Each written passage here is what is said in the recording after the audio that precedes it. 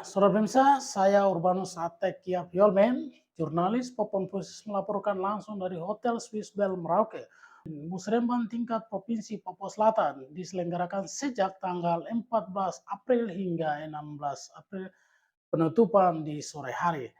Sebelumnya musrembang ini sudah dilakukan sejak tanggal 22 Februari 2024 tingkat distrik Kabupaten Merauke dan tingkat kabupaten dilakukan pada tanggal 24 Maret 2024. Dan saat ini tingkat provinsi dan melibatkan semua kabupaten kota yang ada di selatan Papua berlangsung sejak tanggal 14 April dan penutupan di tanggal 16 April. Musrembang ini melibatkan anggota MRP Provinsi Papua Selatan untuk bersama-sama mengawal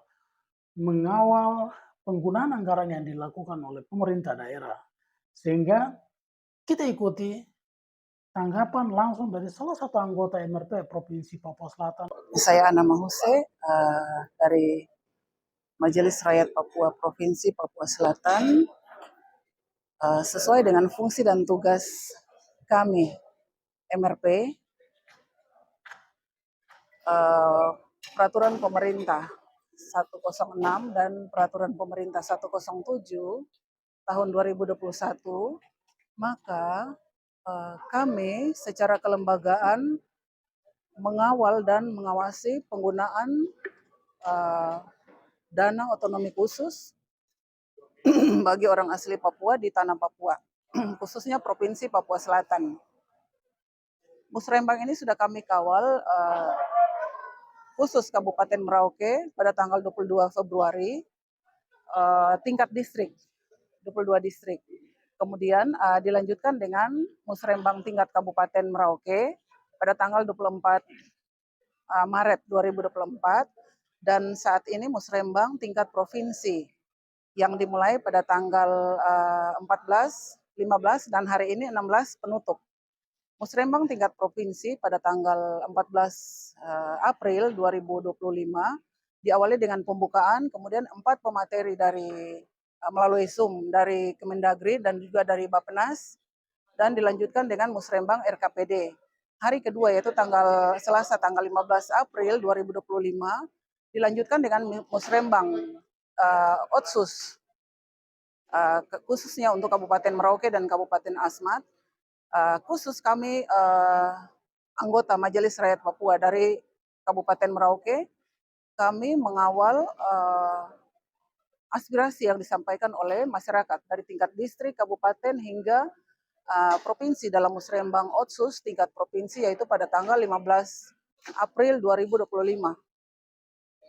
Hal-hal yang menjadi stressing point atau titik berat yang kami perlu kawal secara khusus yaitu pendidikan. Khusus untuk pendidikan, kami sarankan untuk semua calon mahasiswa sebelum diberangkatkan ke kota-kota studi wajib untuk ikut pembekalan atau matrikulasi masuk ke perguruan tinggi yang dituju. Sehingga dana otsus tidak terbuang untuk mengirim anak tanpa pembekalan, tanpa persiapan, akhirnya belum selesai sudah gagal. Ini kan buang-buang dana otsus ini. Itu pertama untuk pendidikan. Yang kedua, memang Dinas Pendidikan sudah menjalankan fungsi memberikan bantuan dan beasiswa yang cukup baik. Namun kami sarankan untuk tugas belajar khusus untuk orang asli Papua ya, pegawai, baik di semua lintas OPD, khususnya juga untuk dokter-dokter asli Papua yang harus melanjutkan studi spesialisasi. Sehingga hal ini kita bisa menekan sedikit dana yang cukup besar untuk insentif para dokter ini. Kemudian untuk pendidikan juga kami tekankan pendidikan pola asrama. Itu sudah kami sampaikan. Yang berikut untuk kesehatan. Kesehatan ini kami lihat dokter umum dan terutama dokter spesialis yang ada di RSUD Merauke, insentifnya sangat kecil. Hal ini mengganggu pelayanan mereka. Kita bandingkan saja di Papua Barat Daya. insentif dokter spesialis cukup besar, yaitu 40 juta. Kami untuk dokter spesialis di Merauke terendah 9 juta, tertinggi 18 juta, miris. Kita bayangkan ketika dokter tidak betah dengan insentif yang begitu kecil, kemudian tidak mau bertugas di khususnya Kabupaten Merauke, apa yang terjadi dengan masyarakat orang asli Papua, khususnya yang menderita sakit. Hal ini perlu dipikirkan baik-baik oleh pimpinan daerah, baik gubernur maupun bupati. Ini yang kami sarankan. Yang berikut, rumah sakit RSUD Merauke sudah tidak layak untuk menampung atau menjadi rumah sakit rujukan dari 3 kabupaten lainnya karena fasilitas dan gedung serta ruang-ruang yang ada sudah tidak mencukupi. Hal ini harus dipikirkan secepatnya oleh pimpinan daerah, khususnya gubernur, untuk cepat menyiapkan rumah sakit umum tingkat provinsi, sehingga bisa menjadi rumah sakit rujukan bagi ketiga kabupaten lainnya. Ini untuk kesehatan dan juga kami tekankan stunting. Stunting ini notabene terjadi pada anak-anak orang asli Papua, yang mana terjadi di kampung-kampung lokal. Sehingga di sini kami menitik beratkan kepada hal ini harus kolaborasi antar OPD. Tidak dititik beratkan pada dinas kesehatan saja, tetapi semua dinas wajib kolaborasi secara terintegrasi. Sehingga hasil yang kita harapkan untuk menekan angka stunting bisa lebih baik dan lebih maksimal. Hal ini juga berkaitan dengan kami melihat untuk dinas PMK, pemerintahan masyarakat kampung, khusus dana besar, dana kampung cukup besar. Tetapi ketika kenapa masih ada stunting, kenapa ada anak tidak sekolah, kenapa ada anak sekolah tidak bisa baca, tidak bisa menulis. Dana yang cukup besar di kampung ini tidak digunakan secara baik, hanya ada pencairan baru kepala kampung turun atau datang ke kampung. Setelah pencairan, kepala kampung meninggalkan kampung yang ditempati oleh masyarakat sendiri. Juga untuk stunting kami juga sarankan untuk berdayakan ibu atau nyonya-nyonya kepala kampung. Ini perlu pelatihan khusus bagi para ibu-ibu di kampung untuk menyiapkan makanan sehat. Makanan sehat ini tidak perlu dari bahan yang mahal, cukup dengan bahan lokal, sayuran dari samping kanan kiri rumah, kemudian ada sumber protein yang bagus yaitu telur ayam kampung. Hal ini harus bisa disiapkan dengan dana kampung yang cukup besar, sehingga ini harus terintegrasi. Makanya tadi kami bilang harus kerjasama atau kolaborasi antar OPD sehingga satu tujuan untuk misalnya indikator kita adalah stunting. Bagaimana menurunkan angka stunting kalau masih ego sektoral, masih kerja sendiri-sendiri. Lintas OPD tidak ada kerja antar lintas OPD. Itu untuk kesehatan. Kemudian ketenaga kerjaan. Kami melihat khusus untuk anak asli Papua yang menganggur sehingga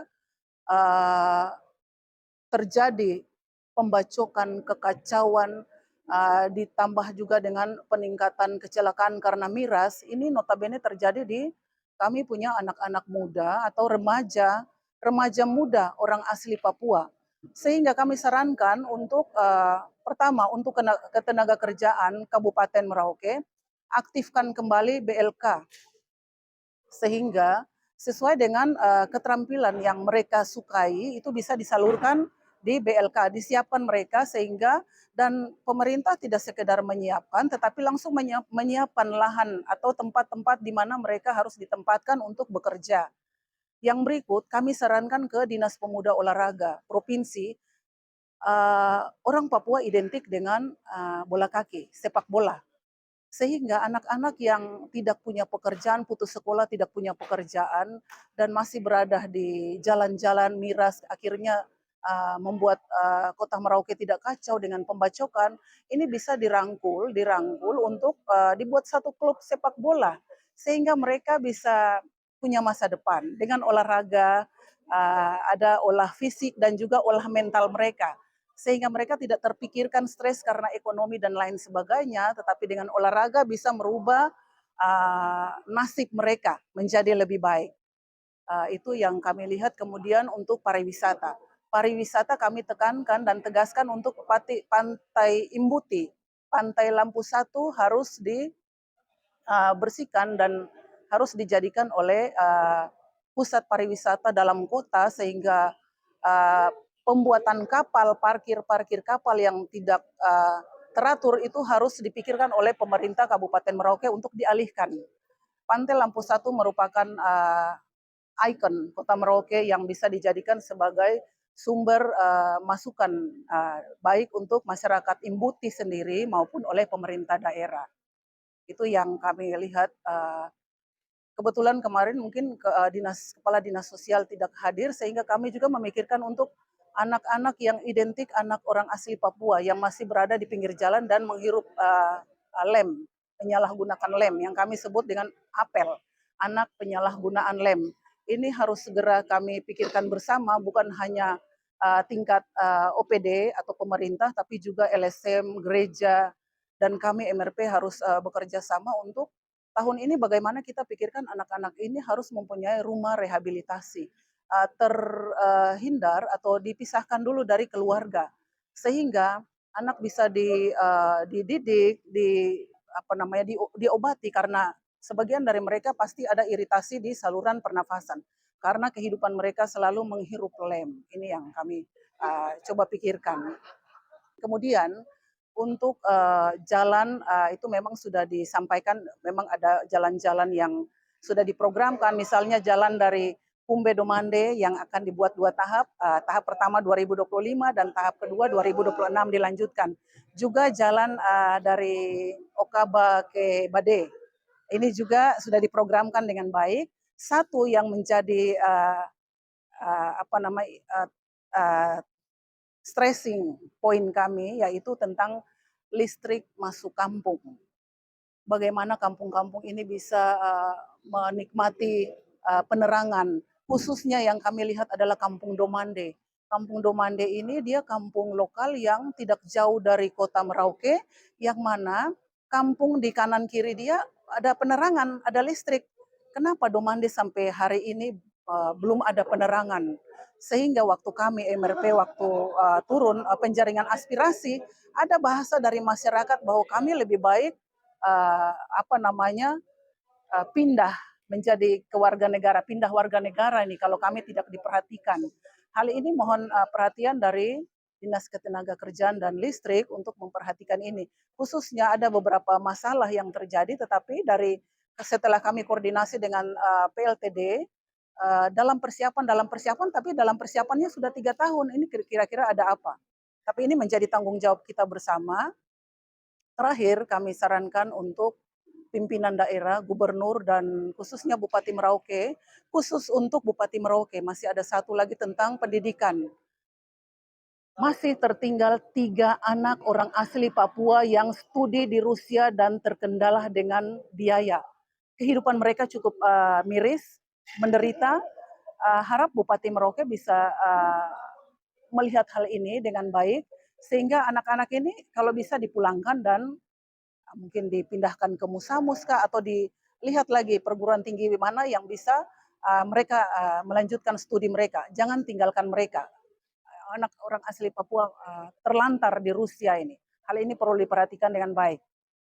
Juga tentang beberapa poin yang memang kami tekankan, khususnya untuk perhubungan juga, bagaimana lampu merah, kuning, hijau di dalam kota selalu padam, ini juga kami sarankan. Kemudian halte-halte yang dibangun dengan begitu banyak, tapi tidak berfungsi, ini perlu dievaluasi, pembuangan dana yang begitu besar.